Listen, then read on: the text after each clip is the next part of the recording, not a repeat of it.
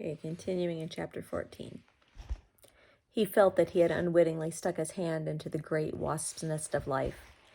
As an image, it stank. As a cameo of reality, he felt it was serviceable. He had stuck his hand through some rotting flashing in high summer, and that hand and his whole arm had been consumed in holy righteous fire, destroying conscious thought, making the concept of civilized behavior obsolete. Could you be expected to behave as a thinking human being when your hand was being impaled with red-hot darning needles? Could you be expected to live in the love of your nearest and dearest when the brown, furious cloud rose out of the hole in the fabric of things, the fabric you thought was so innocent, and arrowed straight at you?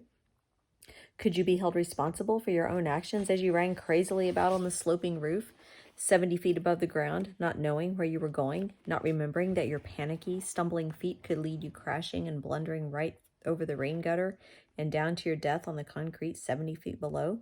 Jack didn't think you could.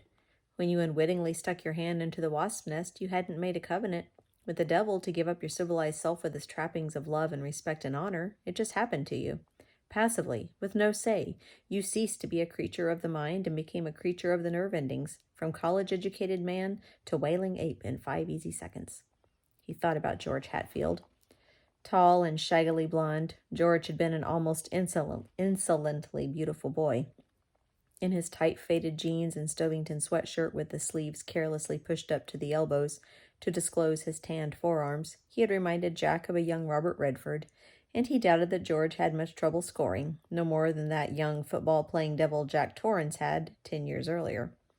He could say that he honestly didn't feel jealous of George or envy him his good looks. In fact, he had almost unconsciously begun to visualize George as the physical incarnation of his play hero, Gary Benson, the perfect foil for the dark, slumped and aging Denker who grew to hate Gary so much. But he, Jack Torrance, had never felt that way about George. If he had, he would have known it. He was quite sure of that. George had floated through his classes at Stovington. A soccer and baseball star, his academic program had been fairly undemanding, and he had been content with C's and an occasional B in history or botany. He was a fierce field contender, but a lackadaisical, amused sort of student in the classroom. Jack was familiar with the type, more from his own days as a high school and college student than from his teaching experience, which was a second hand. George Hatfield was a jock. He could be a calm, undemanding figure in the classroom, but when the right set of competitive stimuli was applied, like electrodes to the temples of Frankenstein's monster, Jack had thought wryly, he could become a juggernaut. In January, George had tried out with 24 others for the debate team. He had been quite frank with Jack. His father was a corporation lawyer, and he wanted his son to follow in his footsteps. George, who felt no burning call to do anything else, was willing. His grades were not top end, but this was, after all, only prep school, and it was still early times. If should be came to must be, his father could pull some strings. George's own athletic ability would open still other doors, but Brian Hatfield thought his son should get on the debate team. It was good practice, and it was something that law school admission boards always looked for. So George went out for a debate, and in late March, Jack cut him from the team. The late winter inter-squad debates had fired George Hatfield's competitive soul. He became a grimly determined debater, prepping his pro or con position fiercely. It didn't matter if the subject was legalization of marijuana, reinstating the death penalty, or the oil depletion allowance. George became conversant, and he was just jingoist enough to honestly not care which side he was on, a rare and valuable trait even in high-level debaters, Jack knew. The souls of a true carpetbagger and a true debater were not far removed from each other. They were both passionately interested in the main chance. So far, so good. But George Hatfield stuttered. This was not a handicap that had even shown up in the classroom, where George was always cool and collected, whether he had done his homework or not. And certainly not on the Stovington playing fields, where talk was not a virtue, and they sometimes even threw you out of the game for too much discussion.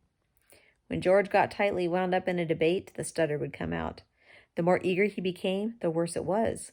And when he felt he had an opponent dead in his sights, an intellectual sort of buck fever seemed to take place between his speech centers and his mouth, and he would freeze solid while the clock ran out. It was painful to watch. So I think we have to say that the facts in the case, Mr. Dorsky cites, are rendered obsolete by the recent decision handed down in. The buzzer would go off, and George would whirl around to stare furiously at Jack, who sat beside it. George's face at those moments would be flushed, his notes crumpled spasmodically in one hand. Jack had held on to George long after he had cut most of the obvious flat tires, hoping George would work out. He remembered one late afternoon about a week before he had reluctantly dropped the axe. George had stayed after the others had filed out and then had confronted Jack angrily. You set the timer ahead. Jack looked up from the papers he was putting back into his briefcase. George, what are you talking about? I didn't get my whole 5 minutes. You set it ahead. I was watching the clock. The clock and the timer may keep slightly different times, George, but I never touched the dial or the damn thing. Scout's honor. You did. The belligerent, I'm sticking up for my rights way George was looking at him had sparked Jack's own temper. He had been off the sauce for 2 months, 2 months too long, and he was ragged. He made one last effort to hold himself in. I assure you I did not, George. It's your stutter. Do you have any idea what causes it? You don't stutter in class. I don't stutter. Lower your voice. You want to get me? You don't want to me on your goddamn team. Lower your voice, I said. Let's discuss this rationally. That. George, if you can control your stutter, I'll be glad to have you. You're well prepped for every practice, and you're good at the background stuff, which means you're rarely surprised. But all that doesn't mean much if you can't control that. I've never stuttered, he cried out. It's you. If someone else had the debate team, I could. Jack's temper slipped another notch. George, you're never going to make much of a lawyer, corporation, or otherwise if you can't control that. Law isn't like soccer. 2 hours of practice every night won't cut it. What are you going to do? Stand up in front of a board meeting and say, No, not now, gentlemen, about this tort? He suddenly flushed, not with anger but with shame at his own cruelty. This was not a man in front of him, but a 17-year-old boy who was facing the first major defeat of his life, and maybe asking in the only way he could for Jack to help him to find a way to cope with it. George gave him a final furious glance, his lips twisting and bucking at the words bottled up behind them, struggled to find their way out. You said it ahead. You hate me because you no. With an inarticulate cry, he had rushed out of the classroom, slamming the door hard enough to make the wire-reinforced glass rattle in its frame. Jack had stood there, feeling rather than hearing the echo of George's Adidas in the empty hall. Still in the grip of his temper and his shame at mocking George's stutter, his first thought had been a sick sort of exultation. For the first time in his life, George Hatfield had wanted something he could not have. For the first time, there was something wrong that all of Daddy's money could not fix. You can't bribe a speech center. You couldn't offer a tongue an extra $50 a week and a bonus at Christmas if it would agree to stop flapping like a record needle in a defective groove. Then the exultation was simply buried in shame, and he felt the way he had after he had broken Danny's arm. Dear God, I am not a son of a bitch, please. That sick happiness at George's retreat was more typical of Dinker in the play than of Jack Torrance, the playwright. You hate me because you know. Because he knew what? What could he possibly know about George Hatfield that would make him hate him? That his whole future lay ahead of him? That he looked a little bit like Robert Redford and all the conversation among the girls stopped when he did a double gainer from the pool diving board? That he played basketball and soccer with a natural unlearned grace? Ridiculous. Absolutely absurd. He envied George Hatfield nothing. If the truth was known, he felt worse about George's unfortunate stutter than George himself, because George really would have made an excellent debater. And if Jack had set the timer ahead, and of course he hadn't, it would have been because both he and the other members of the squad were embarrassed for George's struggle. They had agonized over it the way you agonize when the class night speaker forgets some of his lines. If he had set the timer ahead, it would have been just to put George out of his misery. But he hadn't set the timer ahead. He was quite sure of it. A week later he had cut him, and that time he had kept his temper. The shouts and threats had all been on George's side.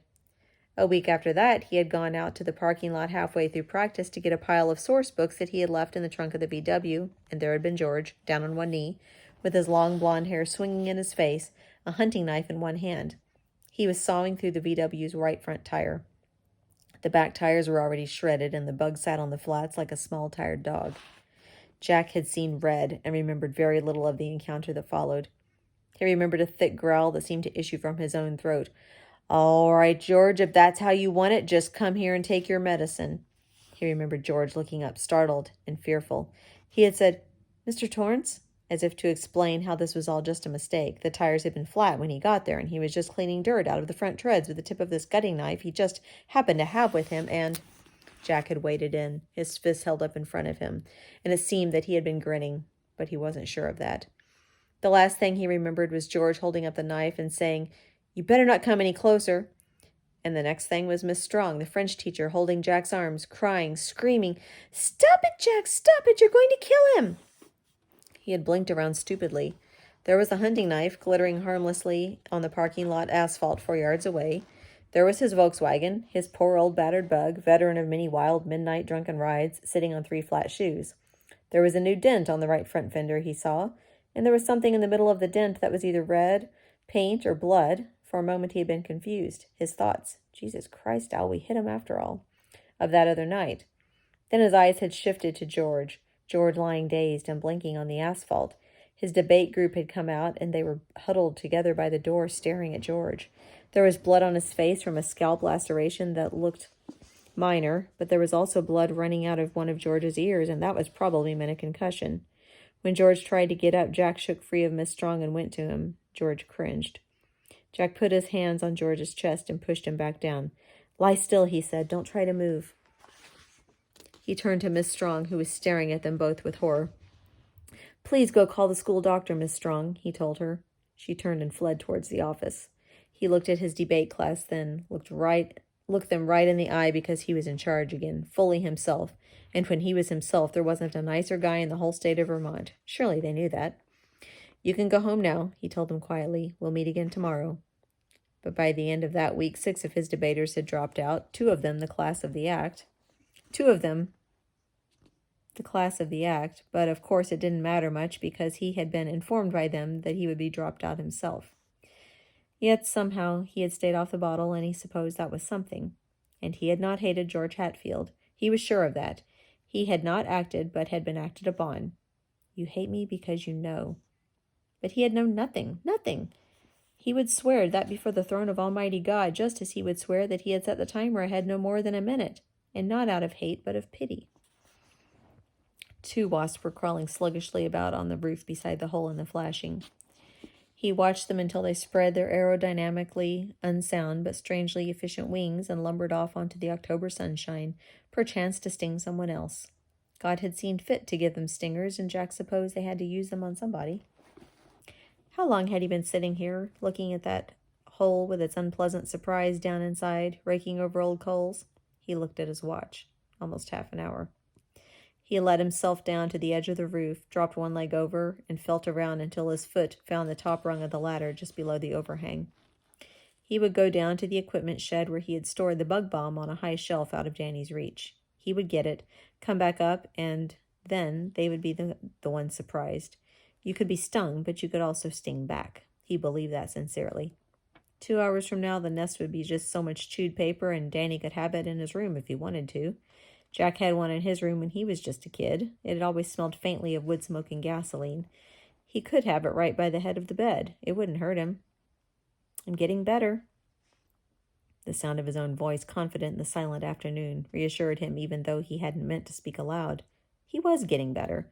It was possible to graduate from passive to active, to take the thing that had once driven you nearly to madness as a neutral prize of no more than occasional academic interest. And if there was a place where the thing could be done, this was surely it. He went down the ladder to get the bug bomb. They would pay for stinging him.